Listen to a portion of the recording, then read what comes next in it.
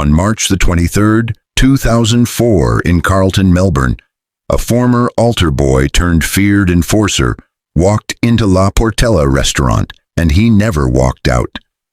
Andrew Veneman was alleged to be responsible for 7 murders, yet he was never convicted.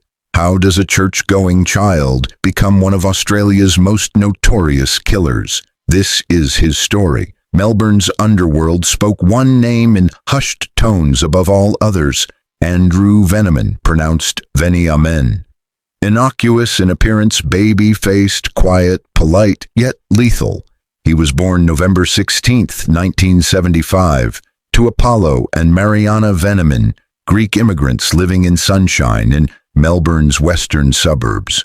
His family was working class and devout. Every Sunday they attended church. Andrew served as an altar boy at St. Andrew's Greek Orthodox Church. Iconic gold relics surrounded him.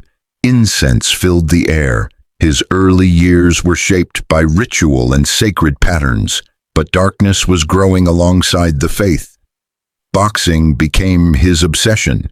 Weighing about 110 pounds, he trained 5 days a week under Johnny Lewis, an Olympic coach. Lewis believed Andrew had state team potential and could even compete in the Commonwealth Games.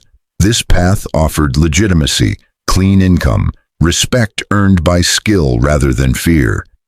Then came the cigarette truck. In the early 1990s, a robbery went wrong. Andrew lost his temper. A salesman was held at gunpoint. Later, police discovered stolen cigarettes hidden under Andrew's mattress. That discovery led to 3 years at the Toronto Youth Training Centre, a juvenile detention facility of sorts. Young men entered, hardened criminals emerged. The altar boy was gone behind those walls. Once released, Andrew forged new connections. Dino Debra, tough and Albanian, and Paul Kalopoulides, clever and ambitious, became his partners. Together they formed the Sunshine Boys. Andrew worked legitimate hours at Melbourne's wholesale fruit markets, playing a respectable role in public. Behind that facade, however, he escalated into car theft and then drug dealing. His boxing background gave him advantages others lacked: discipline, precision, endurance. Violence became methodical, clinical. In 1997, Andrew made his professional boxing debut against Ben Serrano. He lost the match but gained something more important: attention and connections. Melbourne's organized crime figures began to take notice. The Carlton crew, involved in gambling, drugs, and protection rackets, and led by Anthony Alon's Gangi or Gangatano, Dominic Mousy Maged or Makatau, and Graham the Monster Kinneberg, offered Andrew a place where his talents could be used and acknowledged. October 14, 2000, Dino Debra, childhood friend and fellow Sunshine Boy, was shot dead outside his West Sunshine home. Multiple bullets to head and chest. It looked like a professional execution. Detectives suspected a hired gunman. A $100,000 reward was offered. No one spoke. In this underworld, silence is survival. Betrayal trumps friendship. March 22, 2001. George Germanos, a part-time security guard and nightclub bouncer, was found dead in Armadale Park. 3 bullets to the head, 1 to the chest. He had been trying to borrow $5,000 for protection just weeks before. The gun never came. The killer did. April 15, 2003. Nick, the Russian Raudev, was sitting in his car on Queen Street, Coburg. 7 shots struck him, head and chest. Known drug dealer and extortionist. He never saw it coming. Records show Andrew Veneman met with Raudev earlier that day, shaking hands even. Then the execution. Police matched reports: red sedan fleeing, calculated execution. Victoria Police realized Andrew Veneman was not just another Gangland enforcer. He was something more dangerous, a predator who killed without remorse or hesitation. In 2002, with the rise of the Melbourne Gangland War, Veneman's path intersected with Carl Williams, an ambitious drug trafficker, after Wayne Mockbell introduced them. Williams had been shot by Jason Moran in 1999 and owed $80,000. He needed muscle. Veneman needed protection and purpose. They were a dangerous alliance. Veneman did more than protect Williams. He became part of the family. Every Tuesday, he collected Williams's stepdaughters for religion classes. He helped with baths, homework, bedtime stories.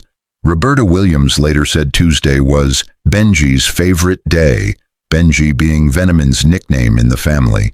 To the public, Veneman was caregiver. To the underworld, he was hitman. One particularly chilling story: Veneman was reportedly hired by the Moran family to assassinate the Williamses. He broke into their home, positioned himself in the roof cavity. Then he paused. Roberta Williams was singing lullabies to her baby daughter below. The innocence in that sound changed everything. He could not pull the trigger. He did not kill Williams's family. Instead, he joined them. By 2003, Veneman had earned the grim title. Dominic Mousy Magatau allegedly gave him the nickname Australia's busiest hitman. Murders piled higher. Paul Kalapalitis, another Sunshine Boy, was executed in October 2003. Victor Pierce, member of the notorious Pettingill criminal family, no protection could save him.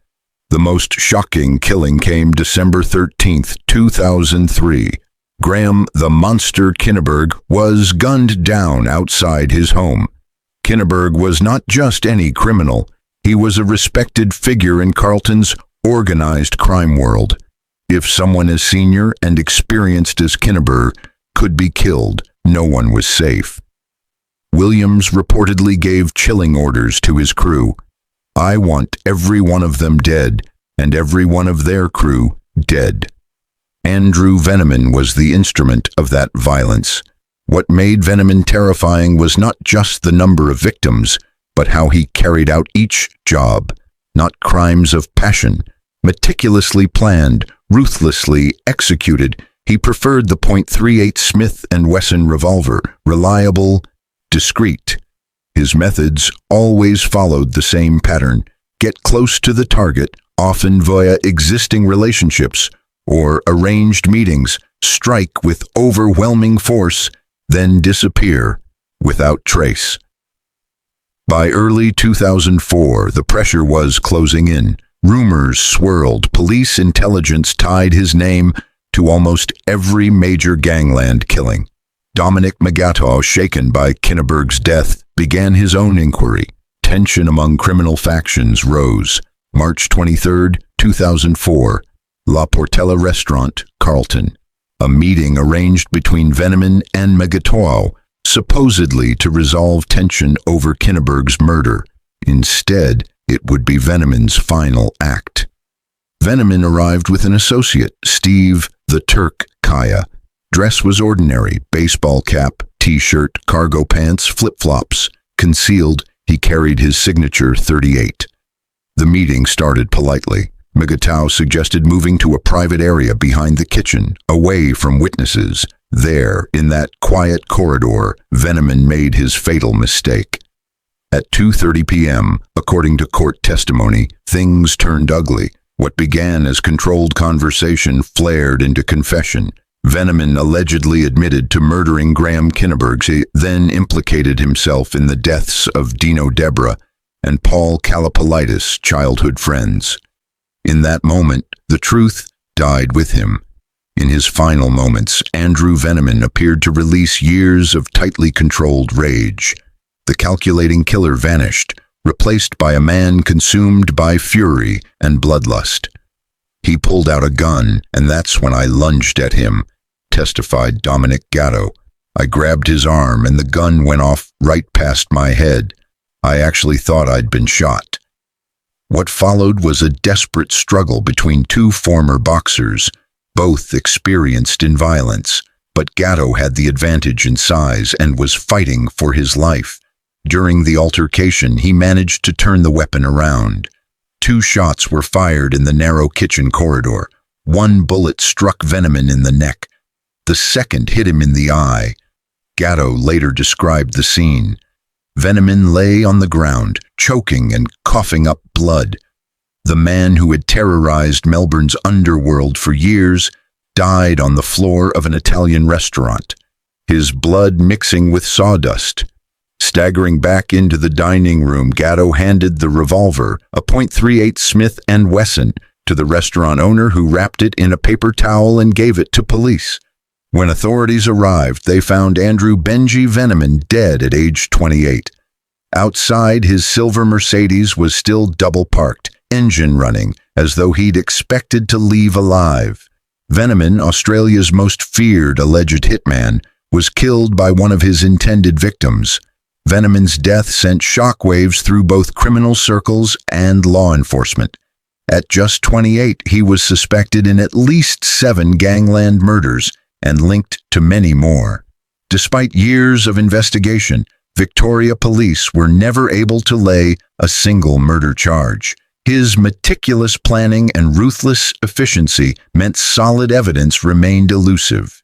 Detective Superintendent Andrew Allen, head of the Piranha Task Force, formed to investigate Melbourne's gangland war, described his death as a breakthrough.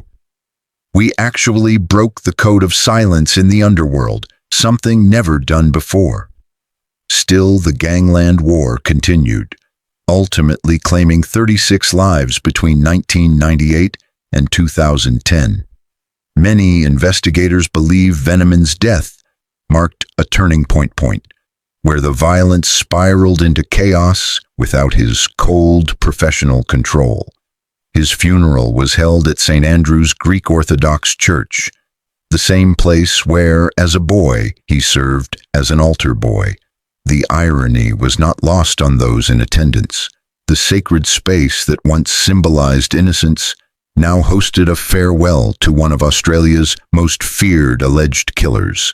Carl Williams, drug kingpin and Veneman's employer, served as a pallbearer. The image of Williams helping carry the coffin of his bodyguard, his enforcer, became one of the most iconic and disturbing photographs of the gangland era. Roberta Williams later revealed that she held a vigil over Veneman's body. She had described him as her soulmate, a man who was simultaneously a beloved family figure and a suspected contract killer.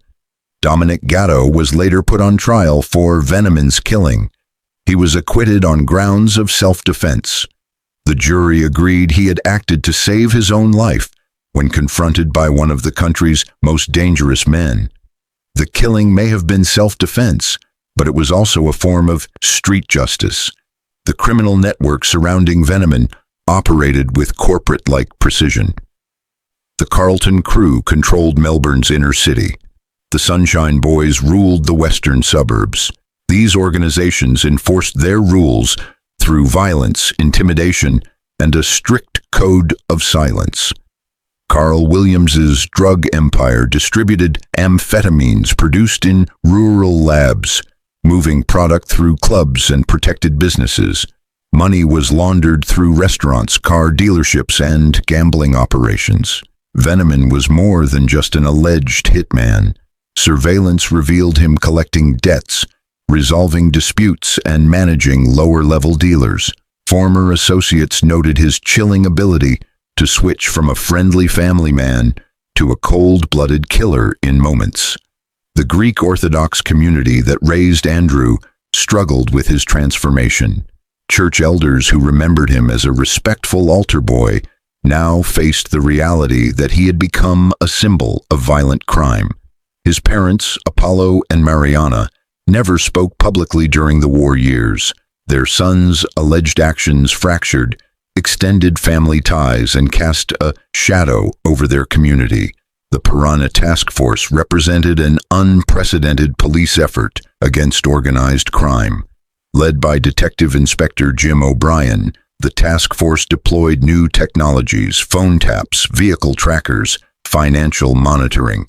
But Veneman remained difficult to catch. He changed cars frequently, used multiple phones, and arranged meetings unpredictably. He never handled business directly and used intermediaries to keep his hands clean. Police learned that many of his targets received cryptic warnings, sightings of him nearby, or subtle messages through third parties. This created widespread fear. Entire networks changed behavior when they believed he was in the area. Criminal psychologists viewed Andrew Veneman as a new kind of killer. Unlike traditional mobsters driven by loyalty or cultural codes, he appeared to be a cold mercenary, killing for money, opportunity, or power. Dr. Richard Basham, a criminologist from Melbourne University, analyzed Veneman's profile. He didn't fit the typical background of a contract killer. There were no signs of childhood trauma, addiction, or mental illness. He had a religious upbringing, athletic achievements, and a middle-class background. This made him harder to understand and more dangerous. Psychologists believe Veneman's descent into violence was gradual. His time in youth detention exposed him to hardened criminals. Boxing gave him control, confidence, and technique. The criminal world offered wealth and power he couldn't access elsewhere. Roberta Williams said he was gentle with her children, but she also knew how violent he could be. That duality made him both beloved and feared. Andrew Veneman became a central figure in Australia's true crime mythology. The television series Underbelly dramatized his story, with legal restrictions limiting certain portrayals. Actor Damien Walshy Howling captured his contradictory nature, devoted friend and remorseless killer. Journalists and authors tried to reconcile these contradictions. A religious child who became a feared assassin, a caring uncle who allegedly killed his closest friends. Many writers struggled with the ethical challenge: how to tell this story without glamorizing violence. Veneman's story also forced the Greek-Australian community to face hard questions about identity, integration, and opportunity. Religious leaders distanced themselves from his crimes, while quietly holding prayer services for peace. Andrew Veneman's death in La Porchetta restaurant marked a major turning point in Melbourne's underworld. Without him, organized violence collapsed into disorder. Amateur attacks replaced calculated executions, drawing unwanted attention from police and media. His funeral brought out hundreds, family, criminals, and ordinary citizens alike. Some mourned a lost son. Others were relieved that a reign of terror had ended. Veneman represented a chilling chapter in Australian criminal history, a man who combined deadly precision with total emotional detachment. He wasn't driven by desperation, addiction, or madness. He allegedly killed because he was good at it, and because he no longer seemed to care. Andrew Veneman's legacy is not just the alleged victims he left behind, but the cold truth he revealed. In the world of organized crime, everyone is expendable, even the most dangerous man in the room.